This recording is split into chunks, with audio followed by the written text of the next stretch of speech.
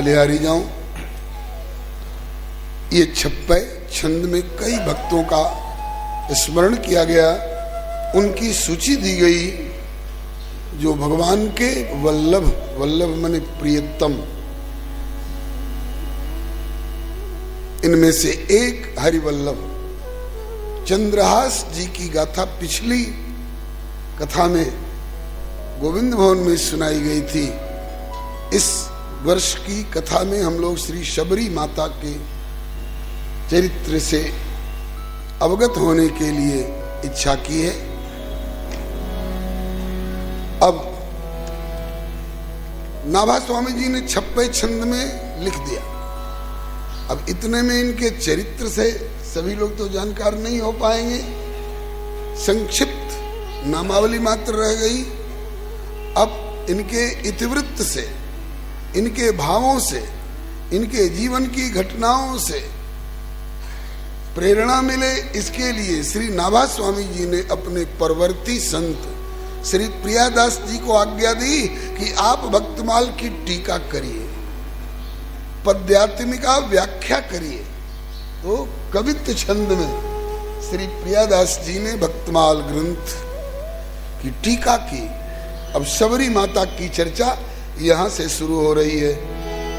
One में रहती नाम शबरी कहत सब, वन में रहती नाम शबरी कहत सब, वन में रहत नाम शबरी कहत सब, वन में रहती नाम शबरी कहत सब। चाहत टहल साधु तन न्यूनताई है, चाहत टहल साधु तन न्यूनताई है। रजनी के शेष ऋषि आश्रम प्रवेश करी, रजनी के शेष ऋषि आश्रम प्रवेश करी। लकड़ीन बोझ धरियावे मन भाई है, लकड़ीन बोझ धरी आवे मन भाई है। नहाइबे को मग झारे काकरिन बीन डारे, न्यायबे को मग झारे काकरिन बीन डारे। और बेगी उठ जाती ने कुदेती ना लखाई है, बेगी उठ जात ने कुदेत ना लखाई है। उठत सवारे कहे कौन धो बुहारी गयो, उठत सवारे कहे कौन धो बुहारी गयो। भयो ही ये सोच को बड़ो सुखदाई है, भयो ही यो सोच को बड़ो सुखदाई है। वो श्री शबरी माता की जय, इनकी सेवा भावना की जय, इनके भक्ति प्रेम की जय। यहाँ से शबरी जी का चरित्र भक्तमाल में वर्णन प्रारंभ हुआ है। वन में रहती, ये वन में रहती हैं, नाम शबरी कहत सब, सब लोग इनको शबरी कहते हैं। और चाहती टहल साधु, संतों की सेवा करना चाहती है श्री है। चाहती टहल साधु, लेकिन संकोच है क्योंकि तन न्यूनताई है। मेरा जन्म एक ऐसे परिवार में हुआ है कि मैं ऋषि लोगों के निकट जा सकूंगी कि नहीं जा सकूंगी, वे मुझे अपने निकट जाने की अनुमति देंगे कि नहीं देंगे, इसका संकोच है। चलो निकट जा करके उनके लिए जल भर करके नहीं ला सकूंगी, तो कम से कम जिस रास्ते से वे जाया करते हैं स्नान करने पंपा सरोवर में, झाड़ू लेकर के रातों रात उस रास्ते को तो बुहार सकती हूं। इतनी सेवा तो स्वीकार हो जाएगी। उन्हें हवन के लिए,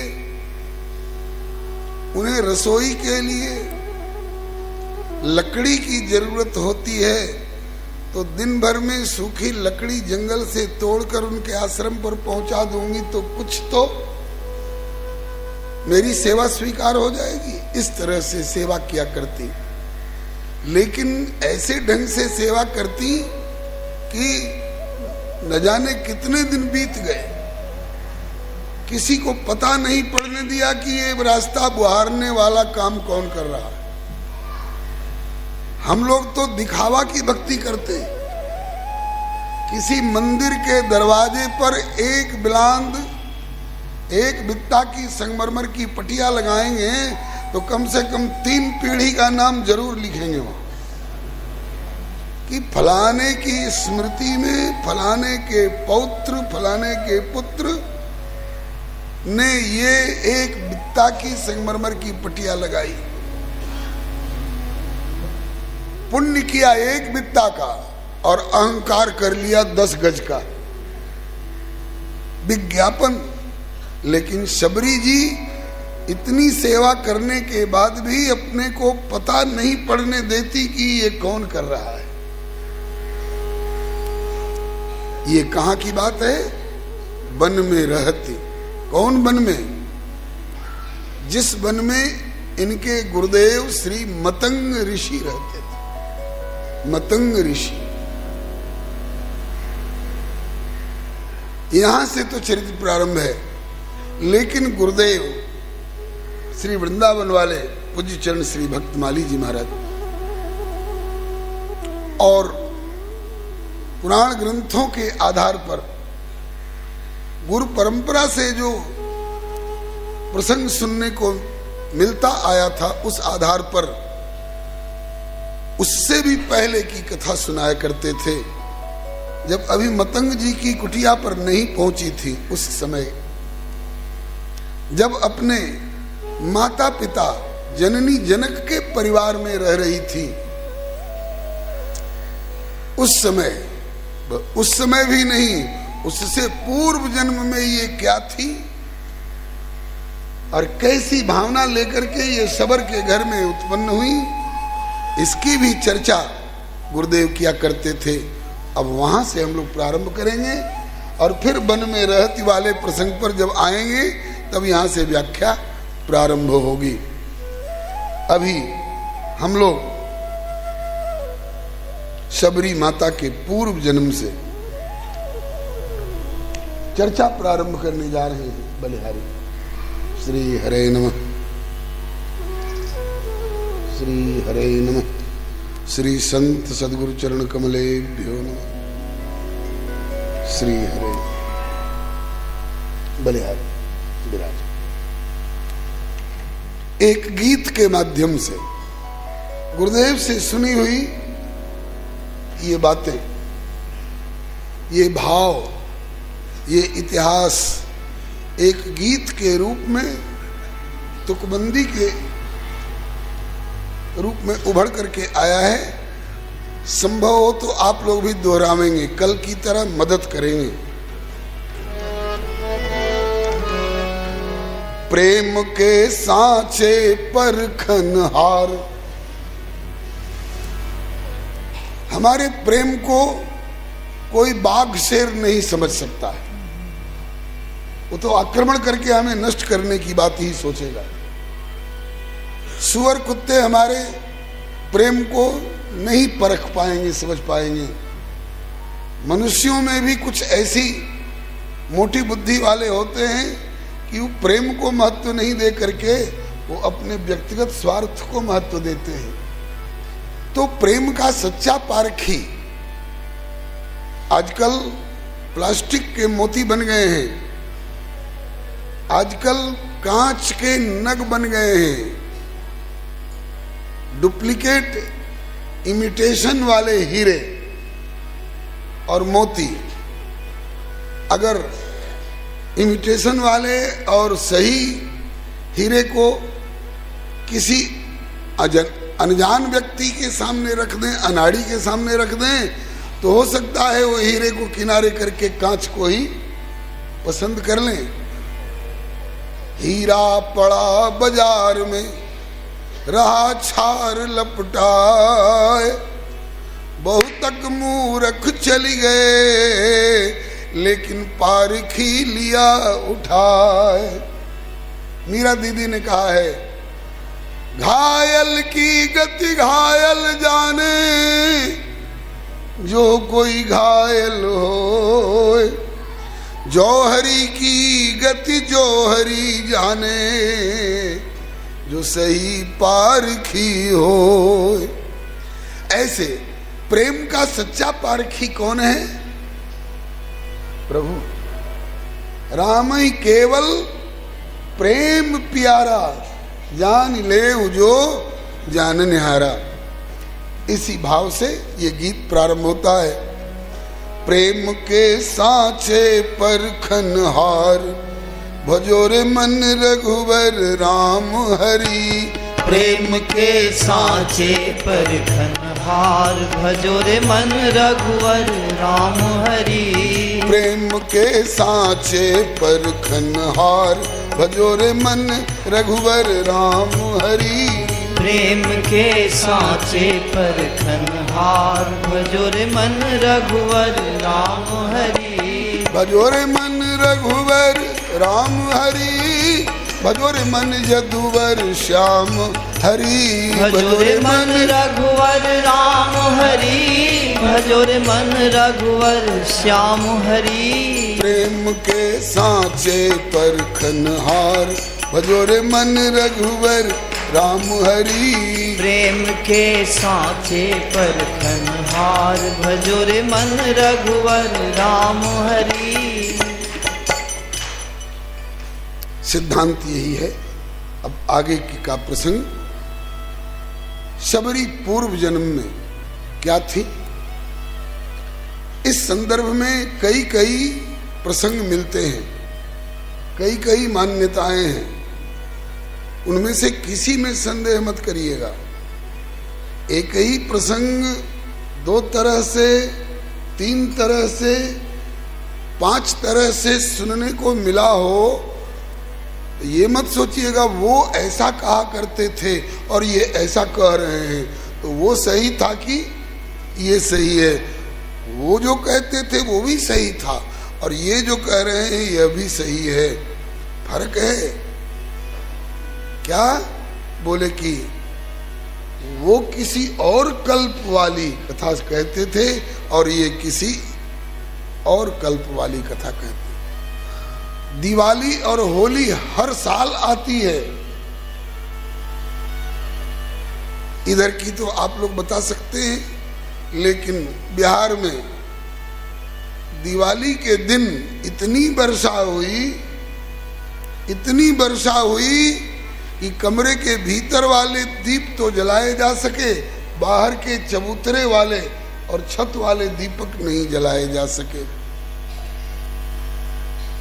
अगर ये प्रसंग प्रस्तुत किया जाए तो जिनके यहाँ वो बादल नहीं बरसे होंगे वो लोग कहेंगे कि देखो ये झूठ बोल रहा है, अथवा जिनके यहाँ बरसे भी होंगे, इस साल बरसे होंगे और पिछले साल नहीं बरसे होंगे तो वो कहेंगे देखो झूठ बोल रहा है। कहीं दिवाली के दिन वर्षा होती है, अरे भाई कहीं होती है कहीं नहीं होती है, किसी साल होती है और किसी साल नहीं होती है। तो तुम कहाँ की बात कह रहे हो और वो कहाँ की समझ रहे हैं? वो कब कौन साल की बात कह रहे हैं और तुम कौन साल पर उसको घटा रहे हो? जैसे दिवाली और होली हर साल आती है, ऐसे ही रामावतार, कृष्णावतार, नरसिंहावतार, वामन अवतार हर कल्प में होते हैं।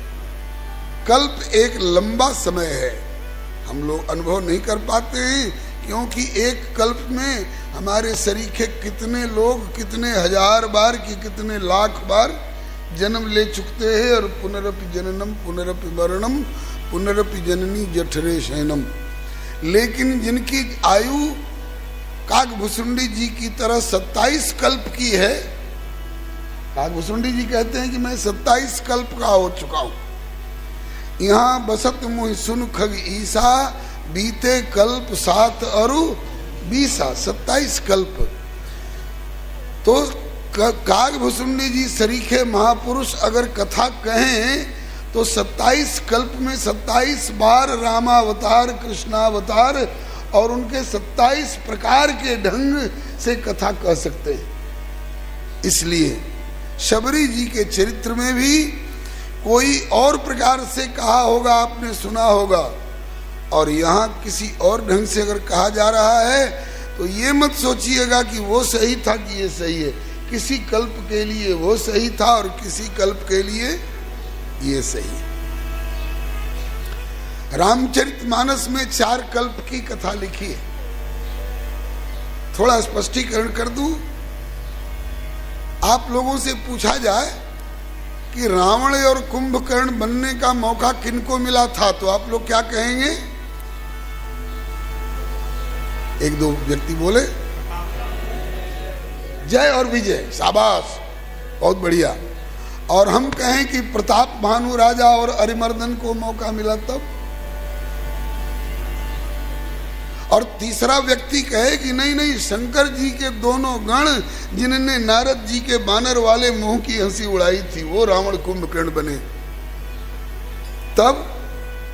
और चौथे व्यक्ति कह बैठे कि तहां जलंधर रावण भयऊ।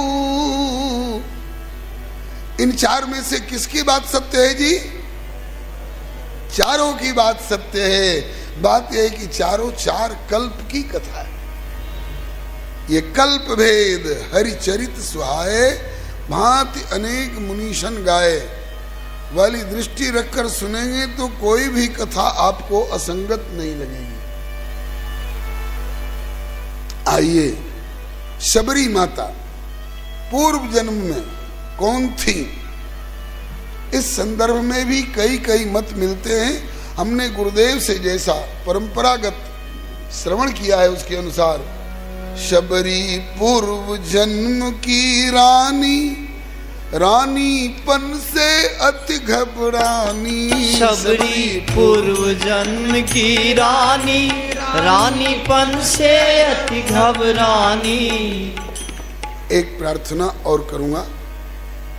तालियां मिलके नहीं बजती, इसलिए शब्द ढक जाते हैं, इसलिए गाते समय ताली न बजावें। हरि नाम संकीर्तन में खूब ताली बजा लें, लेकिन प्रसंग कोई निवेदन किया जा रहा हो तो ताली न बजाकर केवल वाणी से सेवा करें, ताकि शब्द ढक न जाए, शब्द सुनाई पड़ सके।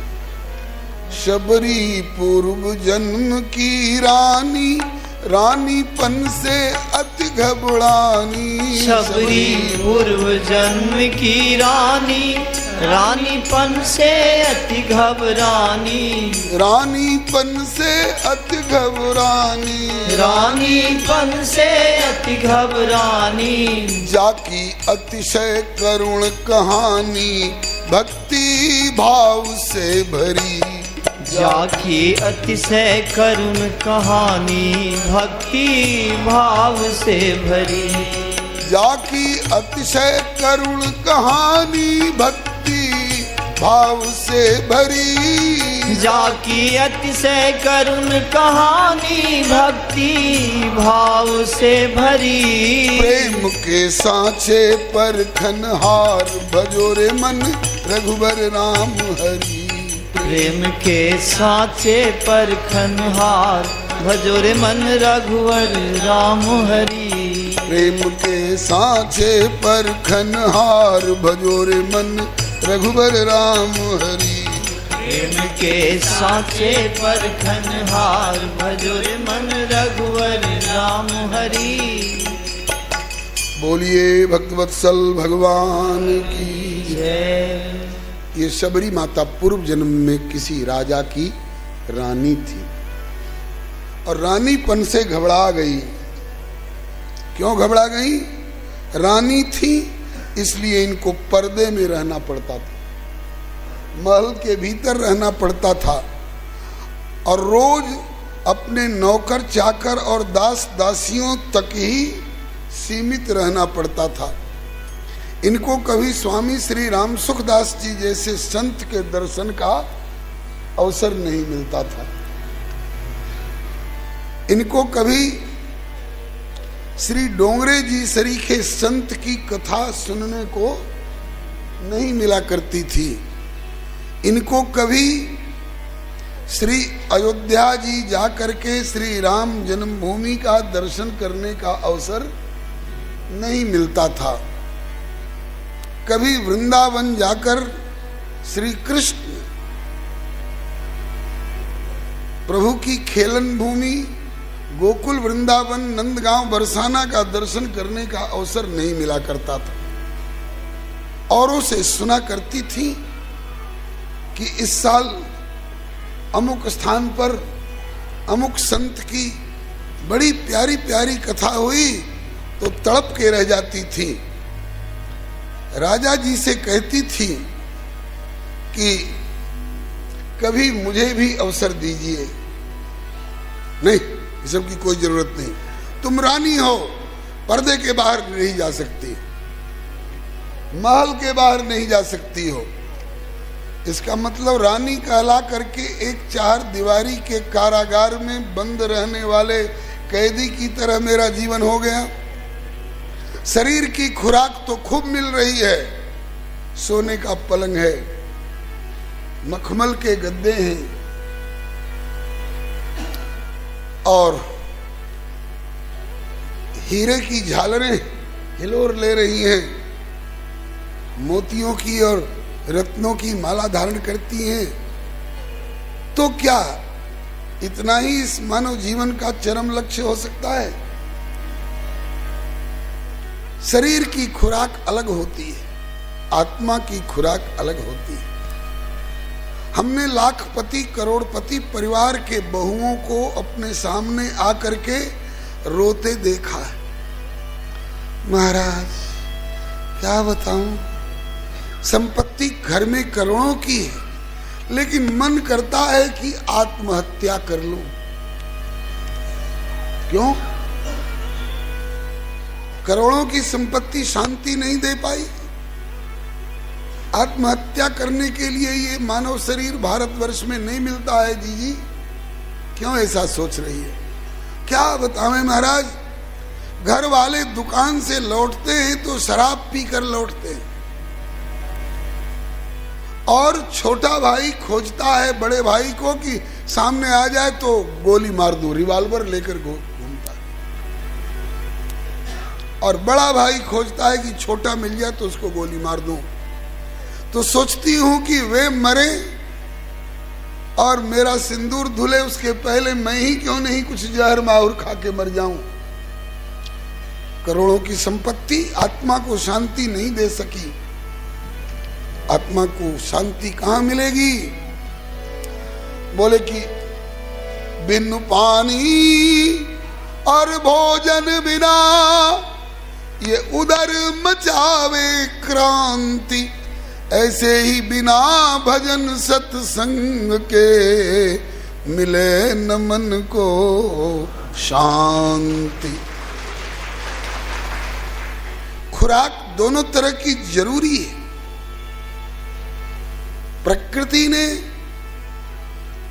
परमात्मा ने मानव की आकृति तो दे दी है, लेकिन अगर इसमें मानवता की प्रकृति नहीं उतर पाई तो हम हिरण्यकशिपु और हिरण्याक्ष हो जा सकते हैं, हम रावण और कुंभकर्ण हो जा सकते हैं, हम कंस और भस्मासुर हो जा सकते हैं।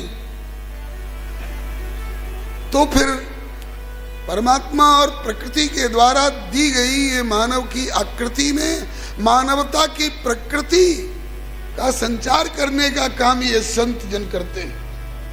सत्संग में आत्मा की खुराक मिलती है। अनुभव करके बोल रहा हूं, अनुभवी महापुरुषों की अनुभूतियां वो उगल रहा हूं। उस बेचारी रानी को ये सब अवसर कभी नहीं मिलता था, तो एकांत में बैठ के रोती थी। वह जीवन क्या जो भक्ति भाव और सत्संगति से दूर रहे। वह जीवन क्या जो भक्ति भाव और सत संगति से दूर रहे। प्रभु चिंतन का तो नाम नहीं, जग चिंता से भरपूर रहे। प्रभु चिंतन का तो नाम नहीं, और जग चिंता से भरपूर रहे। बंधुओं, आप अनुभव करेंगे, करते होंगे, जग की चिंता अलग चीज है और जगदीश का चिंतन अलग प्रक्रिया है। आप दोनों को बारी बारी जीवन में अपना करके देखिए। चिंता आपको जलाती है और चिंतन आपकी जलन को बुझाती है, शांत करती है। आप चिंता करके भी देख लीजिए, आप चिंतन करके भी देख लीजिए, जमीन आसमान का अंतर होगा। चिंता, चिंता तो चिता से बढ़कर है, चिंता तो चिता से बढ़कर है, घुन के समान लग जाती है। मुर्दे को चिता जलाती है, जिंदे को चिंता खाती है। चिता तो मुर्दा को जलाती है जी, चिता मुर्दा को जलाती है, और चिंता जो है जिंदे को खा जाती है, मरा हुआ जैसा हो जाता है। और रानी कह रही है कि यहाँ चिंतन की तो कोई गुंजाइश नहीं, चिंता ऐसा जीवन किस काम का? वह जीवन क्या जो भक्ति भाव और सत्संगति से दूर रहे। वह जीवन क्या जो भक्ति भाव और सत्संगति से दूर रहे। प्रभु चिंतन का तो लेश नहीं, जग चिंता से भरपूर रहे। प्रभु चिंतन का तो लेस नहीं, जग चिंता से भरपूर रहे। क्या पूर्व जन्म में पाप बना जो जीवन भा परिताप सना? क्या पूर्व जन्म में पाप बना जो जीवन भा परिताप बना? पति ने परमारथ किया मना। कोई जरूरत नहीं है माला की, कोई जरूरत नहीं है रामायण की। ऐसे भी पति मिल जाते हैं किसी किसी को। कोई जरूरत नहीं है वैकुंठनाथ के मंदिर जाने की। पति ने परमारथ किया मना, ही होकर चकनाचूर रहे। पति ने परमारथ किया मना, ही हो के चकनाचूर रहे। वह जीवन क्या जो भक्ति भाव और सत्संगति से दूर रहे। वह जीवन क्या जो भक्ति भाव और सत्संगति से दूर रहे। मुझे पर्दे के भीतर ही रहना है। क्यों? कोई देख लेगा मुझको। पर्दे से बाहर जाऊंगी तो क्या होगा?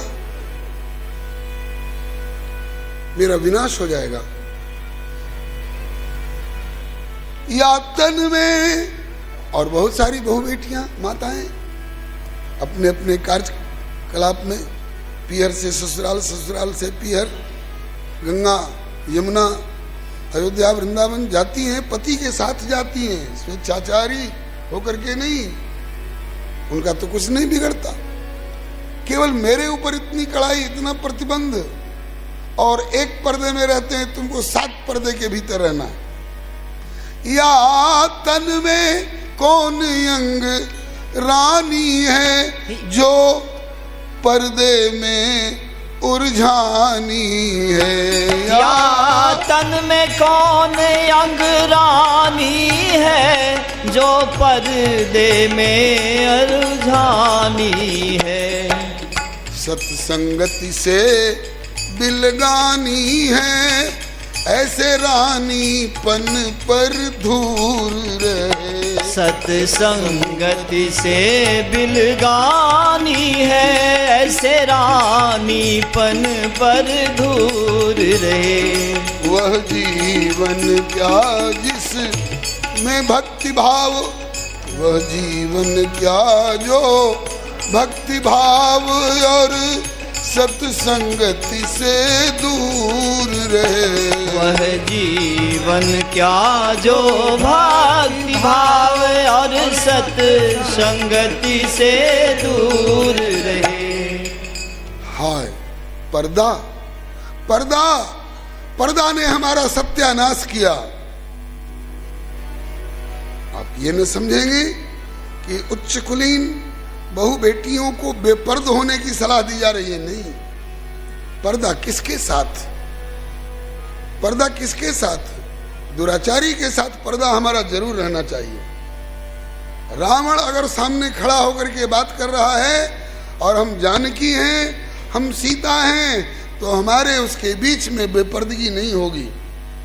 वो हमसे कुछ बात करना चाहता है और किवाड़ का पर्दा नहीं है, तो कम से कम तृणधारी ओट, एक तिनके को अपने और उसके बीच में रख के बात करेंगे। दृष्टि उससे मिला के बात नहीं करेंगे, दृष्टि नीचे रहेगी। तृणधारी ओट कहती वैदेही। और मन कहाँ है? बड़े सुमेरी अवधपति परम सने। इस पर्दा की, इसका विरोध नहीं किया जा रहा है। पर्दा हम और हमारे प्रभु से के बीच में कोई पर्दा हो तो, पति और पत्नी के बीच में कोई पर्दा हो तो, बाप और बेटे के बीच में कोई पर्दा आ जाए तो, स्वामी और सेवक के बीच में कोई पर्दा आ जाए तो, शायद गोस्वामी जी का वाक्य है कि प्रीति तहां पर्दा नहीं, प्रीति तहां पर्दा नहीं, और जहां पर्दा तहां न प्रीत। और प्रीति करे और पर्दा करे तो तुलसी यह अनरीत। ठाकुर से क्या पर्दा? खास करके ठाकुर जिनके सामने आना चाहता है, उस ठाकुर से क्या पर्दा? श्री चैतन्य महाप्रभु से क्या पर्दा?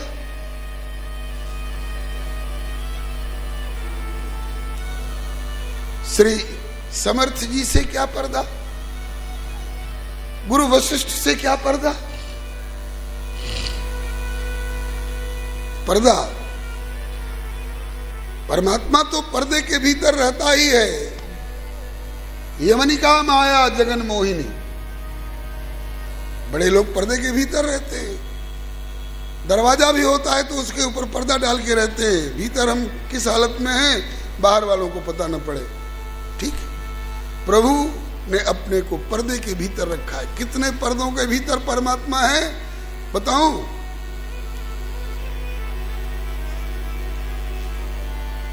ये जो हम नेत्र जिसको कहते हैं ना, ये नेत्र टोटल नेत्र नहीं है। ऊपर से दिखाई पड़ने वाले को नेत्र गोलक कहा गया है। नेत्र गोलक के पृष्ठभूमि में, इसके बैकग्राउंड में नेत्र इंद्री है।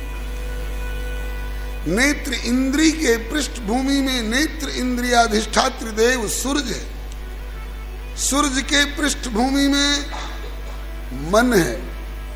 मन की पृष्ठभूमि में बुद्धि है, और बुद्धि के पृष्ठभूमि में जीवात्म चेतन है, और उस जीवात्म चेतन की पृष्ठभूमि में वो परमात्मा है। गढ़ के नहीं कह रहा हूं, गीता जी में भगवान श्याम सुंदर कहते हैं, इंद्रियाणि पराण्याहो इंद्रियेभ्यः परम मनः मनसस्तु परा बुद्धि यो बुद्धे परतस्तु स।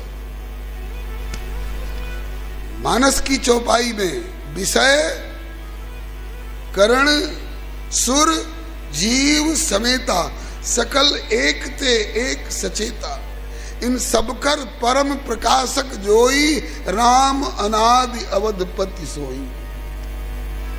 यह जो ब्रह्मांड दिखाई पड़ रहा है, इस ब्रह्मांड को पंचीकृत ब्रह्मांड कहते। पंचीकृत जगत, पंचीकृत माने पांचों तत्व क्षितिजल पावक गगन समीर एक दूसरे में मिले हुए हैं, एमेलगेमेटेड फॉर्म। जैसे चावल अलग है, दाल अलग है, हल्दी अलग है, नमक अलग है, अलग अलग डब्बों में, अलग अलग अलमारियों में, तब तक वो पंचीकृत